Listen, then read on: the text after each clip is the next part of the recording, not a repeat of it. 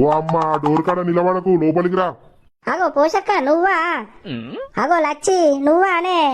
ఏడుదాకా పోతున్నావు? ఆ పోషక్క నేను కరీంనగరం దాకా పోయేస్తాను. నువ్వేటో పోతున్నావు ఏడుదాకా? నేను కూడా పోతానా కరీంనగరం దాకా. దా ఇటు పక్క పండి కూర్చో. ఓ పిల్లగా అటేటు జరుగు రాదు, మంచిగా కూర్చున్నావు ఒక్కని. ఇక కూర్చుంటే కొంచెం అటేటు జరుగు. అయితావు కానీ మరి ఏం పని మీద పోతున్నావు కరీంనగర్? ఏం లేదే పోషక్క, మా అక్కగిన కరీంనగర్లోనే ఉంటారు కదా. నిన్న మా అక్క చీర తీసుకున్నదాట, చీర చుట్టూ దాచెళ్ళే అంటే పోతాన్నా చూసిరాను. మరి నువ్వేం పని మీద పోతానవే?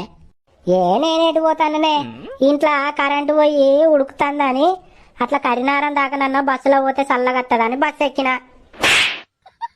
అయినా ఫ్రీ బస్ అయినా ఏమైనా పైసలు పెట్టి పోయి వస్తానమా అనే మనం?